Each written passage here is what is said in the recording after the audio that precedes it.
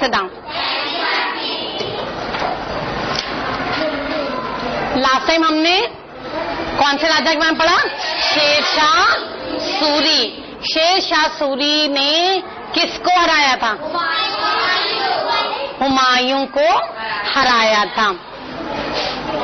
तो जब शेरशाह सूरी से हार कर, शेरशाह सूरी ने हुमायूं को हराया था, तो शेरशाह सूरी से जब हार कर हुमायूं जो है वो क्या करना पड़ता? जब हार जाते थे तो क्या करना पड़ता था? अपना राज्य छोड़ना पड़ता था, अपनी जान बचाकर भागना पड़ता था। तो जब हुमायूं अपने जान बचाकर वहां से भाग रहे थे हमारे देश की पश्चिम दिशा की तरफ, इधर की तरफ, जब वो भाग रहे थे तब उनकी पत्नी, हुमायूं की पत्नी हमीदा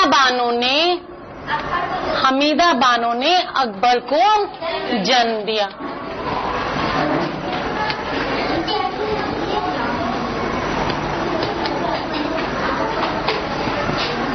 अकबर को जन्म दिया।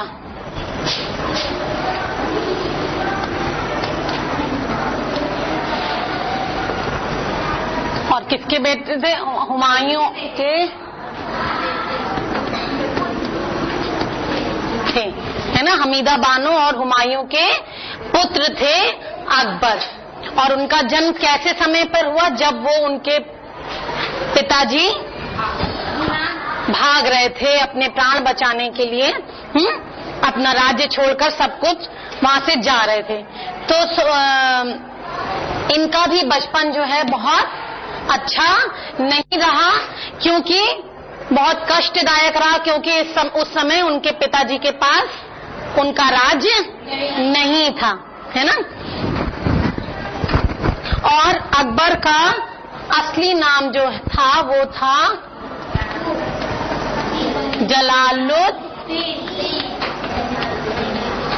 जलालुद्दीन।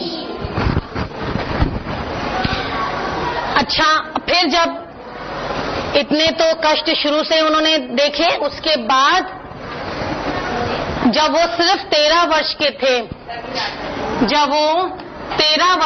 थे, तब उनके पिता कौन थे? हुमायूं। तब उनके पिता का भी देहांत हो गया,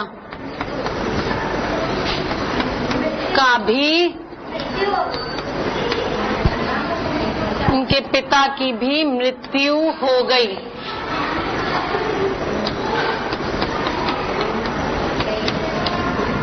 वो एक पुस्तकालय से, एक लाइब्रेरी से की सीढ़ी से उतर रहे थे और वो उस समय सीढ़ी से फिसलकर वो गिर गए और इस तरह से हुमायूं की मृत्यु हो गई। और उस समय अकबर सिर्फ 13 वर्ष के थे। तब उनके जो पिताजी थे हुमायूं के एक बहुत अच्छे दोस्त थे बैरम खान।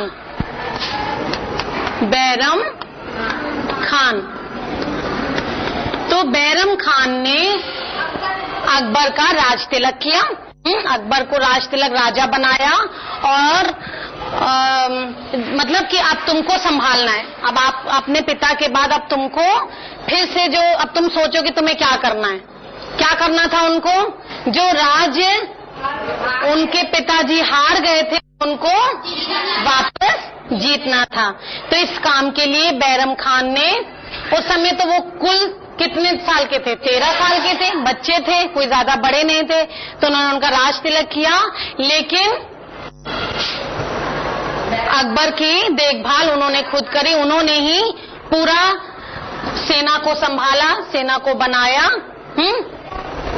और उस समय जो उनका राज्य था, दिल्ली पर हेमू राजा राज कर रहे थे, है ना? तो सन 1556 में अकबर ने पानीपत के युद्ध में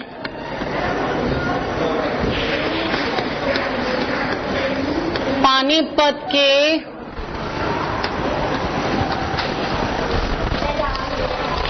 मैदान में युद्ध किया और हिमू राजा को हरा दिया। और क्या हुआ, उनका जो राज्य उनसे, उनके पिताजी से छिन गया था, वो उनका हो गया और इस तरह वो वहां के राजा बन गए। इस तरह पंजाब,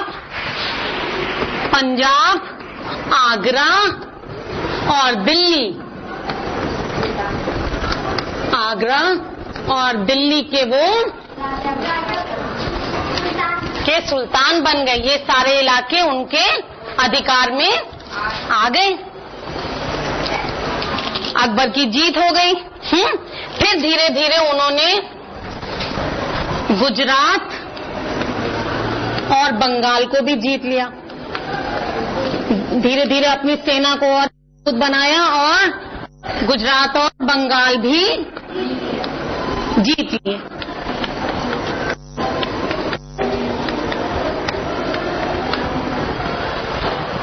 और उन्होंने अपना बहुत बड़ा राज्य बनाया, जो कि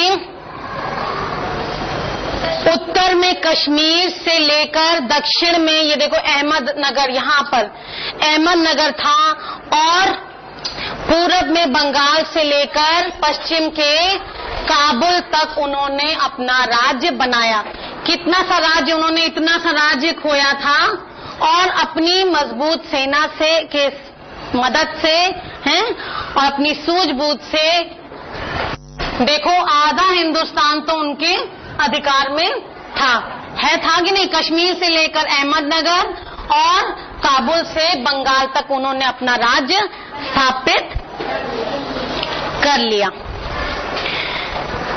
इसके लिए उन्होंने कई सारे वो करे थे। एक तो उन्होंने जो राजपूत राजा थे उनके साथ उन्होंने अपना बहुत ज्यादा अच्छा व्यवहार बनाया, उनको दोस्त बनाया। पहले तो वो क्या करते थे, सीधा लड़ाई करते थे, या तो सीधा संघर्ष करते थे और राज्य अपने अधिकार में कर लेते थे। फिर क्या करते थे कि या फिर दूसरा काम ये करते थे कि वो एक संदेश भेजते थे कि तुम मेरे अधिकार में आ जाओ और मैं तुम्हें अपने राज्य में अब बड़ा पद दूंगा। क्यों कहते थे, क्योंकि उनकी सेना तो बड़ी मजबूत हो चुकी थी। तो वो क्या करते थे, उन्होंने संदेश भेज देते थे।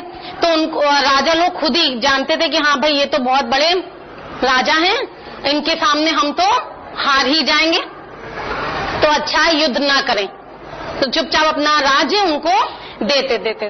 और फिर वो अकबर जो है अपने राज्य में उनको एक अच्छा सा पद दे देते थे। इस तरीके से भी उन्होंने अपने राज्य को बढ़ाया।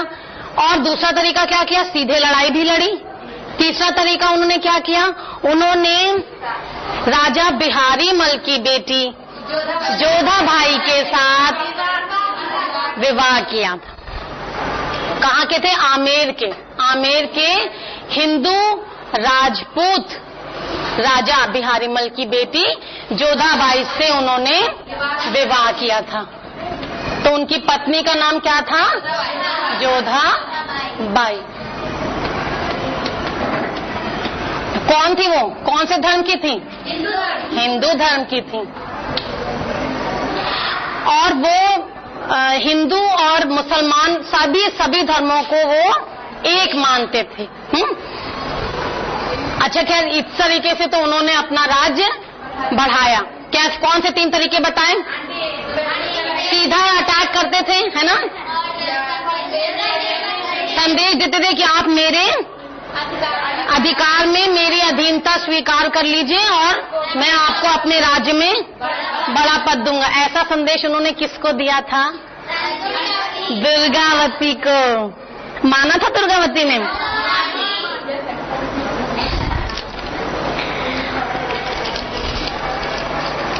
और फिर जब उन्होंने अपना इतना बड़ा राज्य बना लिया तो अब राज्य के लिए उनको पैसा भी चाहिए था। तो उनके राज्य की जो आय होती थी, राज्य में पैसा उनके 2 तरीके से आता था। एक तो भूमि पर लगान से, और व्यापार जो होता था उनके राज्य में उनसे वो कर लेते थे। जो लोग व्यापार करते थे उनसे वो कर लेते थे। कर का क्या मतलब होता है? टैक्स। कैसा टैक्स? जैसे कि वो किसानों से क्या करते थे? फसल की उपज से लगान लेते थे, है ना। और जो व्यापारी थे, जो बिजनेस करते थे, व्यापार करते थे, उनसे वो कर के रूप में, जैसे मान लो कोई व्यापारी को इतना पैसा कमा रहा है तो उसका कुछ प्रतिशत जो है उसको अपने राजा को देना होता था। तो दो तरीके से, कैसे? भूमि पर लगान और व्यापार पर कर, इन दो चीजों से उनकी राज्य की आय होती थी, उनके राज्य में पैसा आता था। फिर उनको अब इसके बाद वो धर्म और एकता पर बहुत विश्वास करते थे। वो हिंदू मुसलमानों में एकता बनाना चाहते थे, एक उनको करना चाहते थे, तभी उन्होंने एक हिंदू धर्म की लड़की से विवाह किया था।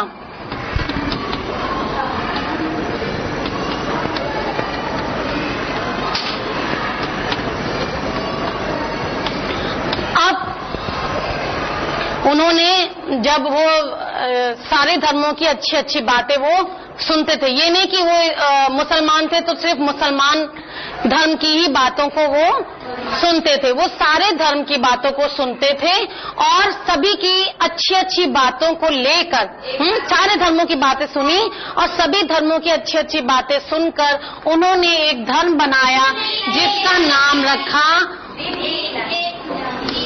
दीने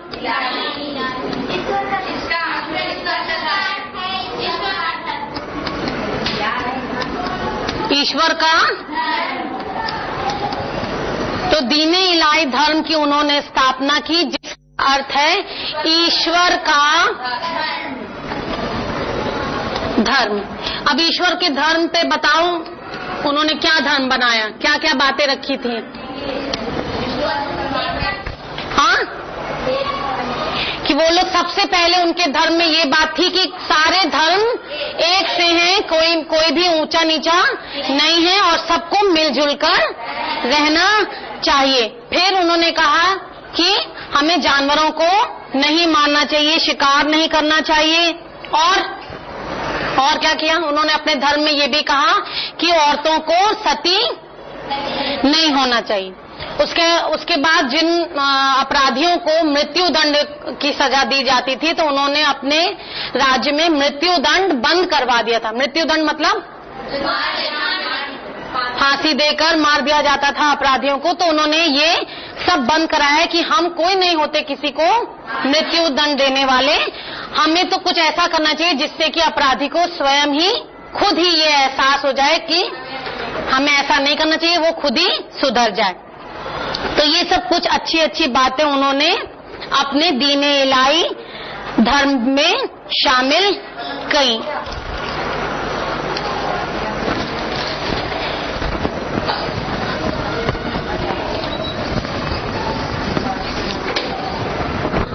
अब वो जो है, इसके अलावा वो एक महान योद्धा तो थे जिसकी वजह से उनको इतना बड़ा राज्य उनका बना। अब वो कला और साहित्य के प्रेमी थे,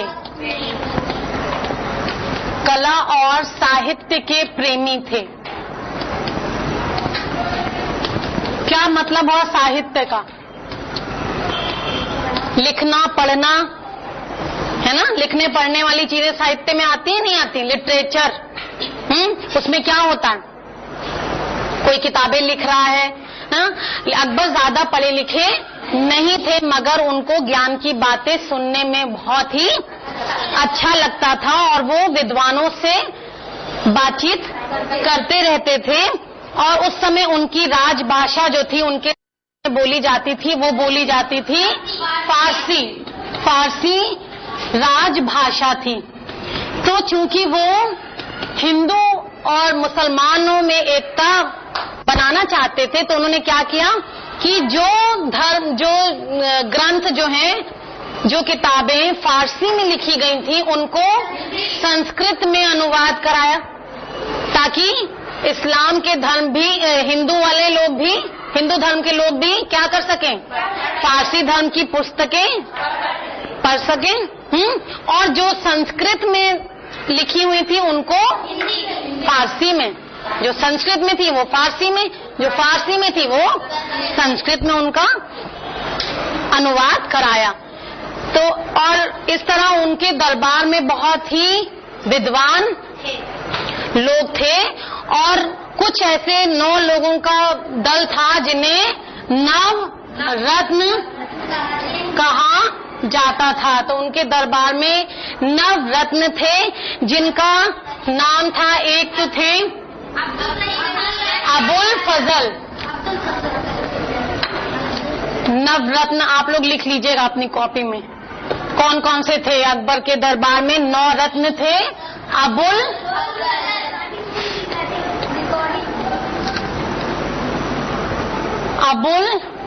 फजल, इन्होंने क्या किया था, इन्होंने अकबरनामा पुस्तक लिखी थी, अकबरनामा, जिसमें कि अकबर के जीवन के बारे में उन्होंने लिखा था। अकबरनामा पुस्तक लिखी थी, किसने, अबुल फजल ने। कौन थे अबुल फजल? 9 रत्नों में से एक रत्न थे अकबर के दरबार में। रत्न का क्या मतलब हुआ, ये एक बहुत राजा के दरबार में विद्वान थे। दूसरे 9 रत्न थे फैजी। कौन थे? फैजी, ये एक कवि थे और इन्होंने रामायण और महाभारत को, ये कौन से थे, संस्कृत में लिखे हुए थे, है ना। महाभारत को इन्होंने फारसी में लिखा, इन्होंने फारसी में लिखा। किसने लिखा था? फैजी ने।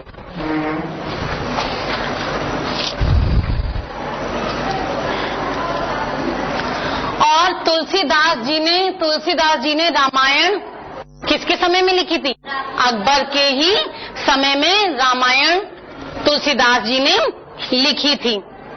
और तीसरे 9 रत्न थे इनके अब्दुल रहीम खान खाना।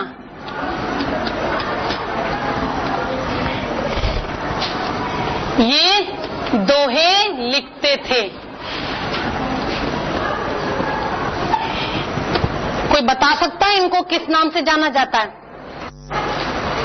अब्दुल रहीम खान खाना, इन्होंने अकबर के समय में दोहे लिखे थे, जिनके दोहे हम आज भी अपनी कविताओं में पढ़ते हैं।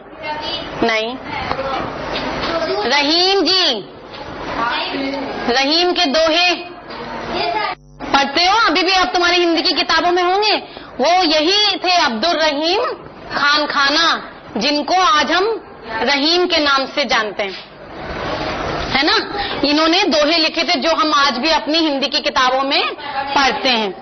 उसके बाद चौथे थे टोडरमल। इन्होंने जमीन की, जो अकबर के राज्य में जमीनें थे उनकी नाप जोख करवा के जो वो लगान तय करते थे, वो काम टोडरमल करते थे। पांचवे थे मान सिंह। मान सिंह उनके मुख्य सेनापति, मान सिंह उनके सेनापति थे। छठे थे बीरबल। बीरबल का नाम तो सबने सुना होगा। किस चीज के लिए बीरबल मशहूर है? बहुत ज्यादा बुद्धिमान थे, विद्वान थे और हाजिर जवाब थे, है ना। कई लोग होते हैं कि उनको तो, अरे हमको तो ये करना चाहिए था, है ना, ये सारी चीजें बाद में ध्यान में आती, लेकिन वो इतने दिमाग उनका ऐसा चलता था कि तुरंत उनको आइडिया आ जाता था, तुरंत उस चीज का उपाय वो ढूंढ निकालते थे और इस तरीके से वो अपने राजा की राजकाज में मदद करते थे। बीरबल हर मुश्किल में राजा को कुछ भी परेशानी आ जाए, बीरबल आइए बताइए हम क्या करें।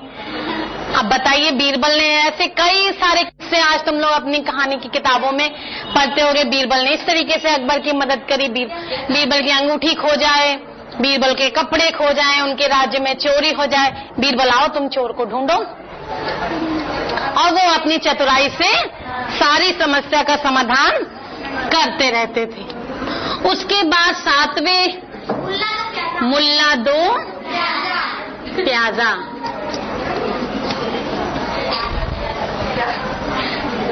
ये भी बहुत ही हाजिर जवाब थे और बुद्धिमान थे। मुल्ला दो प्याजा। 8वें रत्न थे उनके तानसेन। तानसेन का नाम तो सबने सुना होगा। तानसेन किस चीज के लिए मशहूर? अपने संगीत के लिए प्रसिद्ध थे, और कैसे कैसे राग उन्होंने, बहुत अच्छे अच्छे राग उन्होंने बनाए थे और वो राग गाते थे। राग दीपक, राग मल्हार, ऐसे ऐसे राग गाते थे कि बारिश होना शुरू हो जाती थी, दीपक जल जाते थे। तो ऐसे संगीतकार थे तानसेन, जो कि अकबर के राज्य में थे। 9वें थे हुमाम।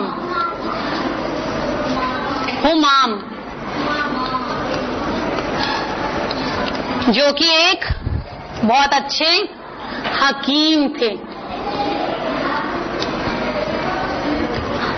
हर बीमारी का इलाज वो फटाफट कर देते थे। हकीम थे, डॉक्टर थे उनके राज्य के, हुमाम। तो इस तरह कौन कौन से 9 रत्न हुए उनके? अबुल फजल, फैजी, अब्दुल रहीम खान खाना, बीरबल, तानसेन और हुमाम। इन सब के बारे में आप लिख लीजिएगा, 9 रत्नों के नाम और इन्होंने क्या क्या किया था, जो बताया अभी हमने उसको लिख लेना, ठीक है। ये तो थे उनके 9 रत्न।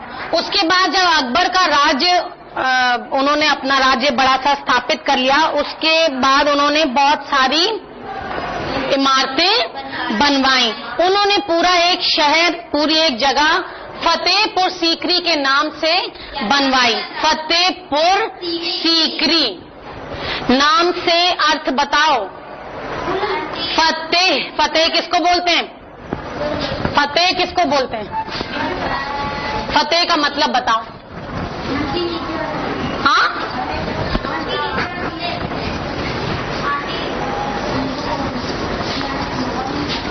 फतेह का अर्थ बताओ। फतेह का नाम मतलब पता है किसी को? उन्होंने फतेहपुर सीकरी नाम की एक जगह का बनवाई थी।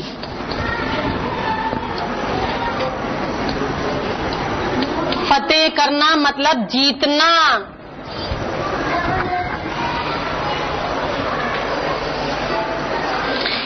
विजय का शहर, फतेहपुर सीकरी मतलब विजय का शहर। अपनी जीत को मनाने के लिए, अपनी जीत की खुशी मनाने के लिए उन्होंने फतेहपुर सीकरी जगह बनवाई, और इसको अपनी राजधानी, अपने राज्य की राजधानी उन्होंने बनाया। किसको? फतेहपुर सीकरी को, जो कि ये आगरा के पास है। कहाँ पर है? आगरा के पास है फतेहपुर सीकरी। यहाँ पर इन्होंने जोधाबाई के लिए, जोधाबाई का महल बनवाया। अपनी राजधानी में अपनी पत्नी जोधाबाई के लिए इन्होंने उनका महल बनाया। ये देखो, इस पे आप, इस पिक्चर में आप देख सकते हो, ये जोधाबाई का महल फतेहपुर सीकरी में बना हुआ है। उसके बाद उन्होंने एक पंच महल फतेहपुर सीकरी में बनवाया। सलीम चिश्ती की दरगाह बनवाई, जिसका दर्शन करने के लिए हम लोग या सब लोग वहां पर जाते हैं। बुलंद दरवाजा, जब इन्होंने, हमने तो बताया था गुजरात और बंगाल इन्होंने जीता था, जब इन्होंने गुजरात राज्य पर अपनी जीत हासिल करी थी, जब जीत हुई थी इनकी, उस खुशी को मनाने के लिए इन्होंने यहाँ पर बुलंद दरवाजा बनवाया था। और सलीम चिश्ती की दरगाह उन्होंने ही बनवाई थी, बुलंद दरवाजा बनाया। ये आगरे का किला अकबर ने बनवाया।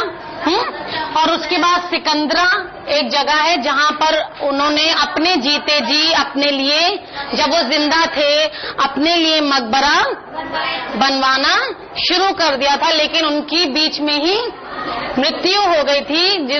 और उसके बाद इसको मकबरे को पूरा उनके बेटे जहांगीर ने करवाया था। तो 1605 में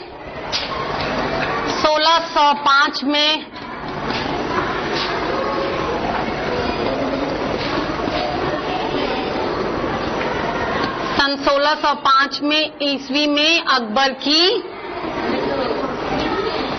मृत्यु हो गई और उनका मकबरा कहां पर बना हुआ है? सिकंदरा में। जो मकबरा बना हुआ है वो भी उन्होंने खुद ही बनवाया था।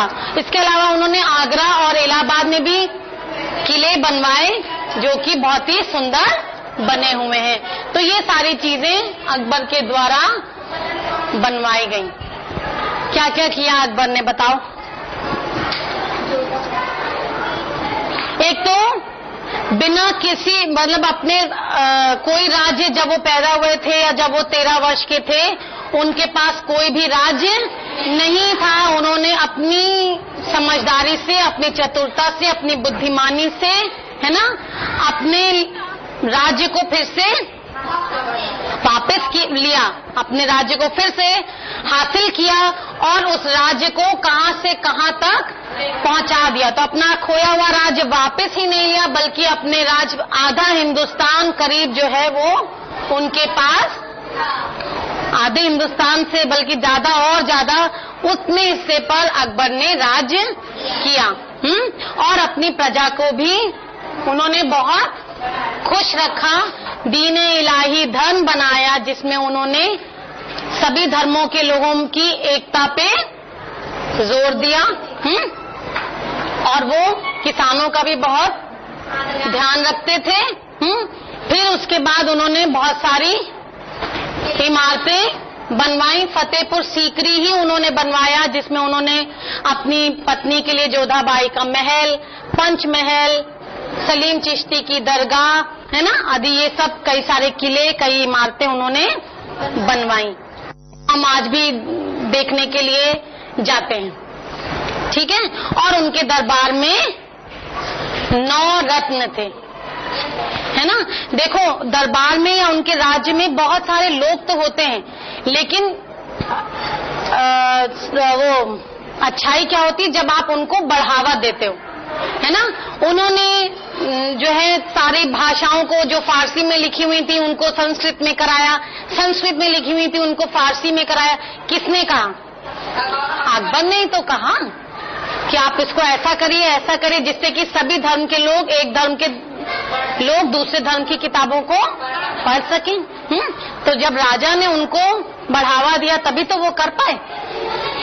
और उनके राज्य में बहुत अच्छे अच्छे विद्वान लोग भी थे। ठीक है, थोड़ा सा होमवर्क दे दें।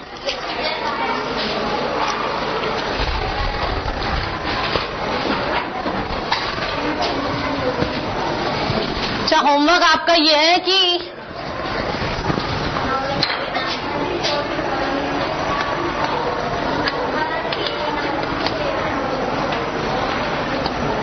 अकबर ने कौन से धर्म की स्थापना की?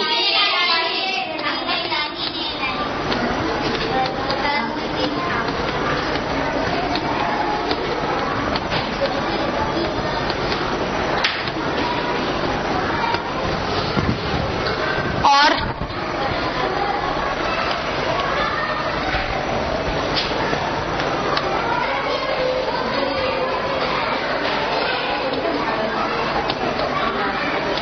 उनके द्वारा बनवाई गई 4 इमारतों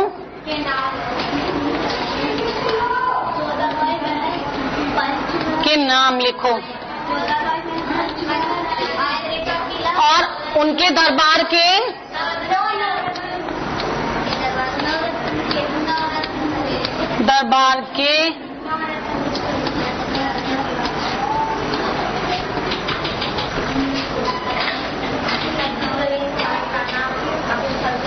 नाम लिखो। ठीक है, ओके, थैंक यू। चलो।